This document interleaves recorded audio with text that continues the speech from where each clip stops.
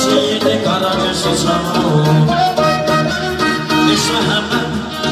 aşıydı koklu gözü çamur Hayatımın